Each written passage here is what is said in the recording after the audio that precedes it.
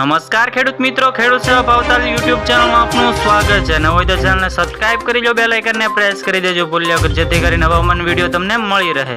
હવામાન વિભાગે આગાહી કરતા જણાવ્યું છે કે ગુજરાતમાં પાસે 4 સિસ્ટમ સક્રિય છે, જે સળંગ 5 દિવસ વરસાદ હવામાન વિભાગે આગાહી કરતા જણાવ્યું છે।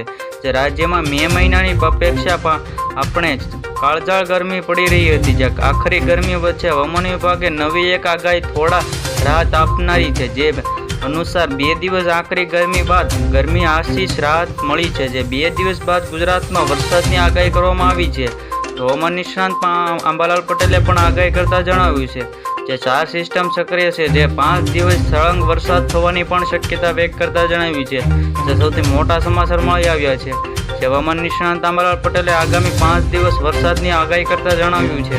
વરસાદની હવામાન વિભાગે આગાહી કરી છે તો 11 મીએ નર્મદા, તાપી અને ડાંગ, વલસાડ, દમણ, દાદરાનગર હવેલીમાં પવન સાથે વરસાદ થવાની શક્યતા છે। જે 11 મીની બાદ નર્મદા, તાપી, ડાંગ, વલસાડ, દમણ, દાદરાનગર હવેલીમાં પવન સાથે ધોધમાર વરસાદ પડવાની શક્યતા રહી છે। જે હવામાન નિષ્ણાંત અંબાલાલ પટેલે આગાહી કરતા કહ્યું છે। અને 12 મીએ વરસાદ થવાની શક્યતા અરવલ્લી, સાબરકાંઠા, દાહોદ, છોટાઉદેપુર, નર્મદા, તાપી અને ડાંગ, વલસાડ, દમણ અને વરસાદ થવાની શક્યતા છે। ભારે પવન સાથે ધોધમાર વરસાદ પડવાની શક્યતા રહેશે।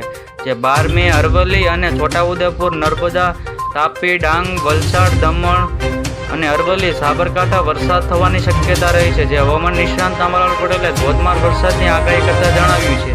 અને 13 મીએ સુરત, નર્મદા, દાહોદ, વલસાડ, નવસારી, દમણ, દાદરાનગર હવેલીમાં, સાબરકાંઠા સહિત જેવા વિસ્તારોમાં વરસાદ થવાની શક્યતા રહી છે। જે સૌથી મોટા સમાચાર મળી આવ્યા છે।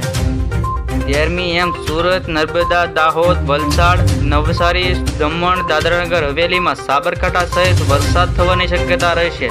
હવામાન નિષ્ણાંત અંબાલાલ પટેલે આગાહી કરી છે કે 10 થી 14 દરમિયાન ભારે પવન સાથે છાંટા પડશે, જેમાં ખાસ કરીને પંચમહાલ, સાબરકાંઠા, વડોદરા અને ખેડામાં વરસાદ પડશે। આ સાથે અમદાવાદ સહિત ભાગોમાં ગાજવીજ સાથે વરસાદ છાંટા પડશે। જે હવામાન નિષ્ણાંત અંબાલાલ પટેલે કહ્યું છે। અને ગરમી ઘટાડો થશે, પુનઃ ગરમીનો વધારો પણ થશે અને જૂનમાં દરમિયાન ચક્રવાત સર્જાવાની શક્યતા રહેશે। જે તેમણે કહ્યું છે કે 16 મે બાદ બંગાળના ઉપસાગરમાં સક્રિય થશે।